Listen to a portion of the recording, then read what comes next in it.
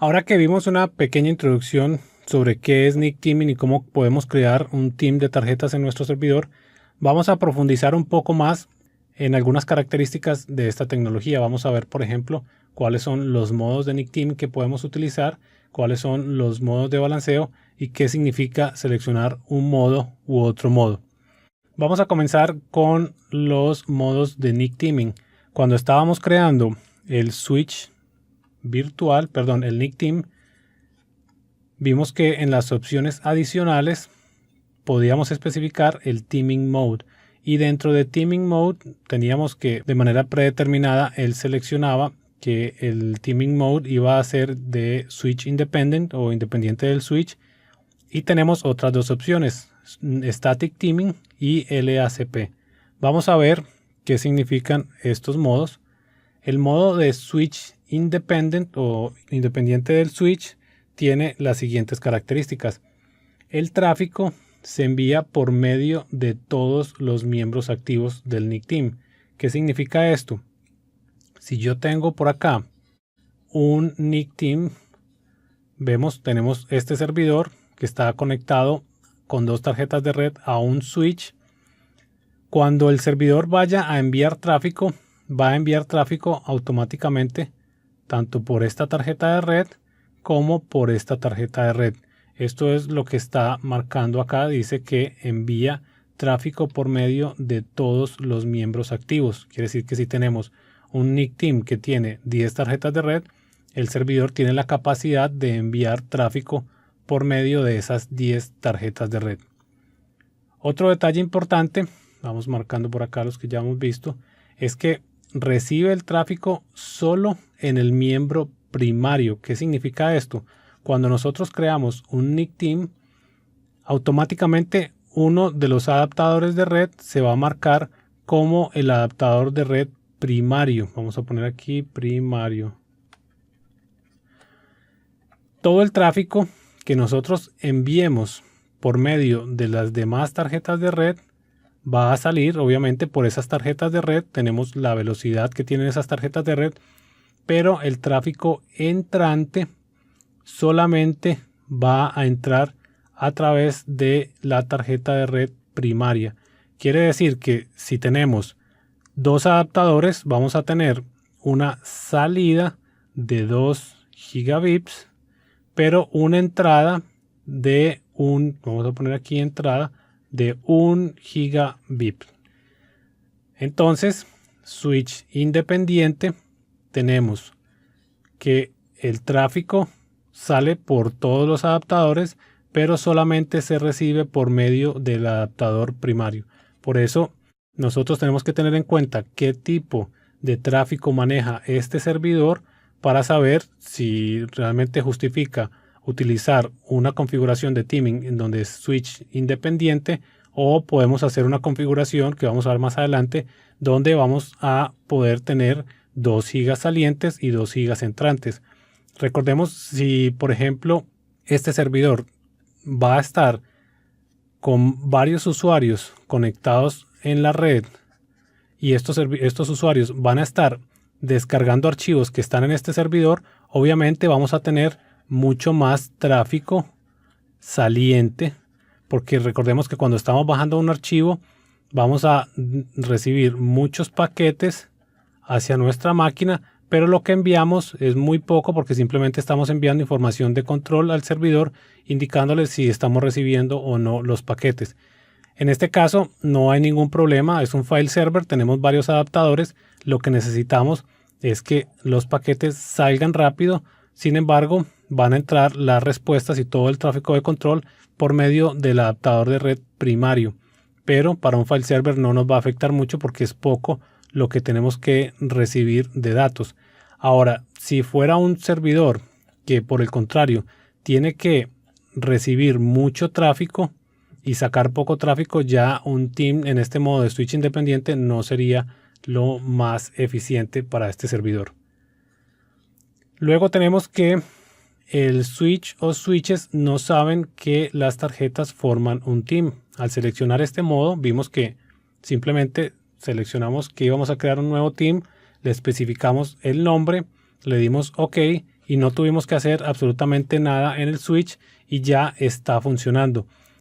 Y también acá comento que en un switch o switches yo puedo tener un NIC en modo switch independiente conectado a dos switches diferentes.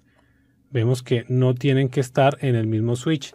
El único detalle es que recordemos que si bien el tráfico va a salir por estas dos tarjetas de red, todo el tráfico entrante va a ser a través de esta única tarjeta de red que está en este switch, y dependemos obviamente de que estos dos switches estén conectados para que el tráfico, si bien alguien por ejemplo está conectado a este switch y empieza a descargar un archivo, va a recibirlo por medio de esta tarjeta de red, pero todas las respuestas van a ir por la tarjeta de red de arriba. Si tenemos entonces saturado aquí este enlace entre switches, vamos a tener ahí problemas de rendimiento, pero es posible que nosotros tengamos un NIC en modo switch independiente en dos switches físicos separados. Esto es simplemente para que ustedes sepan que se puede realizar.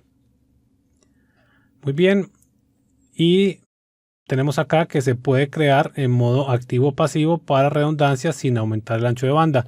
Esto es lo que vimos en el servidor, donde yo simplemente selecciono que un adaptador de red va a estar activo y el otro va a estar en modo standby, donde no va a estar recibiendo ni enviando tráfico. Por ejemplo, vamos a decirle que es switch independiente dinámico, le damos OK, y en este momento vemos que el adaptador de red F Ethernet está activo y el adaptador de red F Ethernet 3 está standby. Si yo, por ejemplo, desactivara ese adaptador de red, vamos a ir aquí a los adaptadores, necesito desactivar F Ethernet, vamos a darle disable, vamos a darle unos segundos, vemos que se acaba de desconectar e inmediatamente este adaptador de red comenzó a funcionar. Esto es un modo activo pasivo. Vamos a volverlo a activar, vamos a darle enable, y cuando se activa nuevamente la tarjeta de red va a verificar que haya buena comunicación, que todo esté funcionando, y esta va a volver a ser el adaptador de red activo y este va a volver a ser nuevamente el adaptador de red standby. Vamos a darle unos segundos y vamos a ver que esto va a cambiar de modo activo, se va a ir hacia arriba y el de abajo va a quedar como standby. Bueno, vamos a darle unos segundos porque se está negociando con el switch. Ahí está, perfecto. Entonces ya este está activo, este está standby. Esa es la opción donde por medio de una configuración de switch independiente podemos tener modo activo pasivo simplemente para tener redundancia sin aumentar el ancho de banda. En una configuración de switch dependiente tenemos que el tráfico se envía por medio de los adaptadores que están activos. Esto es igual al switch de modo independiente. Todo el tráfico saliente va por todos los adaptadores.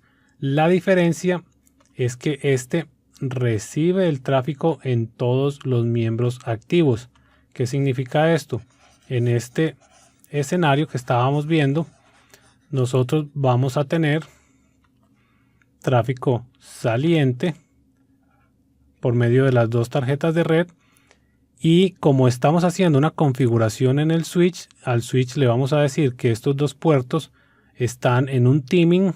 El switch va a encargarse que el tráfico venga también por los dos cables de red. Por eso es que en el modo de switch independiente el tráfico entra por una sola tarjeta de red, y cuando hacemos un team estático o un LACP el tráfico entra por las dos tarjetas de red, porque les decimos a los dos que esos dos cables o esos 10 o 20 o 32 cables de red pertenecen a un team de tarjetas de red, y la salida del tráfico se encarga de gestionarla el servidor. Va a determinar si el tráfico va por una tarjeta o por otra, y la entrada del tráfico la va a gestionar el switch, donde va a decidir si un paquete lo envía por un cable o lo envía por el otro cable. Por eso es que decimos que en switch independiente estamos limitados a la velocidad de una de las tarjetas de red. Luego tenemos que los modos de switch independiente Perdón, los modos de switch dependiente son team estático y el team que usa LACP, que es un protocolo mediante el cual el servidor y el switch pueden negociar y notificarse que esos dos puertos de red pertenecen a una agregación de tráfico, y el switch va entonces a unir esos dos puertos como si fueran un solo puerto virtual. Eso es lo que tenemos acá. Vamos a darle doble clic, parámetros adicionales, y tenemos Static Teaming, Switch Independent y LACP. Ahora vamos a ver los modos de balanceo o los modos de load balancing. Ya vimos de qué manera conectamos o de qué tipos de modos podemos configurar el teaming. Ahora vamos a ver en qué modo el sistema operativo va a balancear el tráfico saliente. Esto es de qué manera el sistema operativo decide que el tráfico vaya por una tarjeta de red o por otra tarjeta de red. Vamos a suponer que tenemos un servidor. Tenemos en ese servidor dos tarjetas de red. Vamos a tener aquí dos tarjetas de red. Y estas dos tarjetas de red están en un adaptador de red virtual dentro del sistema operativo. El Load Balancing Mode lo que va a determinar es de qué manera el sistema operativo decide que un paquete se vaya por esta tarjeta de red o se vaya por esta otra tarjeta de red. El primer modo de balanceo es el modo de Address Hash. ¿Qué significa esto? El sistema operativo, cuando se va a enviar un paquete nuevo hacia la red, va a tomar los siguientes datos. Va a tomar el puerto TCP de origen. Supongamos que este paquete va a provenir del puerto 3333. Toma el puerto de destino. Vamos a suponer que este es un paquete HTTP, entonces el puerto de destino es el 80. Luego toma la dirección IP de origen, que sería en este caso la dirección IP del mismo servidor o la dirección IP de una máquina virtual en caso de que tengamos un servidor con Hyper-V. Supongamos que el servidor tiene la 1.1.1.1 y toma finalmente la dirección IP de destino. Supongamos que es la 2.2.2.2. Él toma estos valores, estos números, hace un cálculo que retorna algo que se llama un hash. Ese hash va a dar un número, supongamos que es el 1, 2, 3, 4, 5. Y el algoritmo, supongamos que si tenemos dos tarjetas de red, va a decir que todos los pares se van por esta tarjeta de red y todos los impares se van por esta otra tarjeta de red. Quiere decir que este paquete, como resulta en número 5, es impar, entonces decide enviarlo por medio de esta tarjeta de red. Si toma otro paquete que va saliendo y vamos a suponer que este paquete va ya no para el puerto 80, sino para el puerto 8080. Supongamos que ese es el destino al que va el paquete. A pesar de que el paquete proviene desde el mismo puerto de origen, va desde la misma dirección IP de origen y va a la misma dirección IP de destino, al nosotros cambiar el puerto de destino, puede ser que este hash ya termine, por ejemplo, acá en 2, que sea 1, 2, 3, 4, 2. Quiere decir que es par, entonces va a enviar este paquete por medio de esta tarjeta de red. De esta manera, en teoría, él tendría el 50% del tráfico por una tarjeta de red y el 50% del tráfico por otra tarjeta de red. Eso es teórico porque dependiendo de la cantidad, si en esta conexión que hicimos al puerto 80 descargamos 20 gigas, pues obviamente se van a ir por esta tarjeta de red. Y si por el puerto 80 simplemente bajamos un mega, se fue por acá. Entonces no significa que el algoritmo haga un balanceo perfecto. Va a depender mucho de lo que esté pasando en cada conexión que hagamos.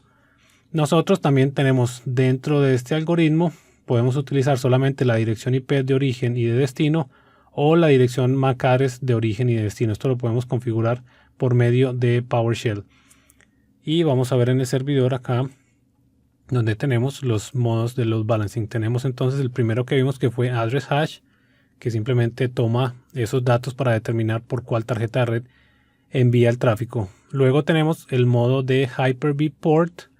Vamos a ver qué significa este modo. Dentro del modo de Hyper-V Port vamos a borrar todo esto por acá.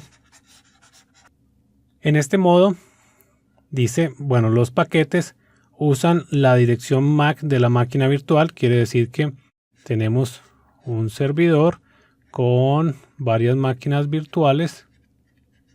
Cada máquina virtual tiene su MAC diferente, su MAC address.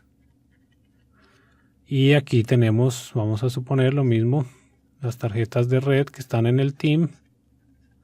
Luego tenemos dentro del Hyper-V, vamos a tener el switch virtual. Vamos a poner aquí switch virtual.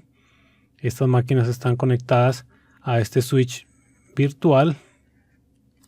Y este switch virtual está conectado a un adaptador de red que hicimos con NIC Teaming y está conectado a estas dos tarjetas de red y este switch está conectado a esto. Vamos a más o menos entiende un poco la gráfica. Indica entonces que cuando usamos el modo de Hyper-V Port, los paquetes usan la dirección MAC de la máquina virtual. Cuando una máquina virtual va a enviar un paquete, el paquete simplemente sale hasta la red, va a llegar, dependiendo de la tarjeta de red por la que se vaya, va a salir con la dirección MAC proveniente de la máquina virtual. Luego tenemos que el tráfico saliente va a usar el puerto del switch de Hyper-V para el balanceo. ¿Qué significa esto? Tenemos el switch virtual. Dentro de estos switches virtuales están los puertos virtuales, que es donde están conectadas estas máquinas virtuales. Cuando nosotros levantamos la máquina, va a haber una afinidad de ciertos puertos del switch con determinados adaptadores de red. Entonces va a decir, por ejemplo, el Hyper-V, que estos dos puertos de red virtuales van a utilizar esta tarjeta de red y que estos puertos de red virtuales van a utilizar esta otra tarjeta de red. Se va a crear una afinidad. Por eso estamos hablando de aquí que va a utilizar el puerto del switch de Hyper-V para el balanceo. Si una máquina virtual, por ejemplo, tenemos en este caso 3 máquinas virtuales, las 3 máquinas van a enviar tráfico hacia la red, estas 2 máquinas virtuales van a utilizar por defecto esta tarjeta de red y esta otra máquina virtual va a utilizar esta otra tarjeta de red. Y volvemos a lo mismo, no es perfecto el balanceo. Puede ser que estas 2 máquinas virtuales envíen mucho tráfico, todo ese tráfico se va a ir por esta tarjeta de red, entonces va a estar saturado el enlace, y que esta otra máquina virtual no envía casi nada de tráfico y vamos a tener subutilizada esta otra tarjeta de red. A pesar de que no es tan bueno como el algoritmo que vimos anteriormente de address hash, esta era la opción más recomendada cuando teníamos máquinas virtuales o el modo Hyper-V para configuraciones de servidores de virtualización. Luego teníamos que el tráfico saliente y entrante va por el mismo team member. Obviamente, si estamos nosotros mandando tráfico desde esta máquina virtual por este switch virtual, sale por esta máquina, por esta tarjeta de red física, el paquete va a volver a entrar también por medio de esta tarjeta de red física. Si un paquete desde esta otra máquina, vamos a poner otro color, desde esta máquina sale por esta tarjeta de red, sale por medio de este adaptador de red físico, el tráfico entrante también va a llegar por medio de ese adaptador. Entonces, si bien no es tan bueno como el address hash, el tráfico entrante sí va mejor balanceado porque estamos utilizando todos los adaptadores de red, así estemos en modo de switch independiente, porque cada cada máquina virtual utiliza su propia MAC address y el tráfico entrante regresa por la misma tarjeta de red. Luego teníamos que, tráfico saliente está por el mismo team member. las máquinas virtuales están limitadas al ancho de banda del adaptador de red que usan. Acá igual, si esta máquina está conectada a este switch virtual y esta tarjeta de red está a 1 gigabit, esta máquina va a estar limitada a esa tarjeta de red. No va a poder utilizar el tráfico que esté disponible o el ancho de banda que esté disponible en otra tarjeta de red. Y que bueno, se recomendaba en Windows Server 2012. Perdón, aquí tengo que quitar el R2. Se recomendaba en Windows Server 2012 antes de que existiera el modo Dynamic. Este modo es nuevo en Windows Server 2012 R2 y aquí lo tenemos. Dynamic solo está disponible en 2012 R2. Quiere decir que si ustedes están configurando un servidor y dentro del load balancing solo ven la opción de address hash o Hyper-V port, y es porque es un Windows Server 2012 y no es 2012 R2. Si tiene la opción Dynamic, es un Windows Server 2012 R2. A no ser que en algún Service Pack o en alguna actualización Microsoft decida agregar este modo de Dynamic a la versión anterior de Windows Server. ¿Y cuál es la ventaja de utilizar este modo? Este modo básicamente une lo mejor de las dos tecnologías anteriores. El tráfico saliente se va a balancear según el hash de los puertos y las direcciones IP, como vimos anteriormente, y también se van a utilizar afinidad por medio de las máquinas virtuales. Van a utilizar por defecto una tarjeta de red, pero también en cierto momento el tráfico puede salir por medio de otra tarjeta de red. ¿Por qué? Porque va a utilizar el hash y tiene otra característica que se llama flowlets. Cuando una máquina se está comunicando con otra máquina y están intercambiando información, dentro de ese flujo de paquetes hay pequeñas pausas dentro del envío de paquetes, como que una persona está hablando y hace una pausa para cambiar de idea o para decir otra cosa. Esas pequeñas interrupciones naturales que suceden durante la comunicación se llaman flowlets. El sistema operativo aprovecha esos flowlets o esas pausas. Por ejemplo, si tenemos, vamos a suponer acá, dos tarjetas de red, dos máquinas que se están comunicando entre sí, hay mucho tráfico que está viajando por medio de esta tarjeta de red, mucho tráfico.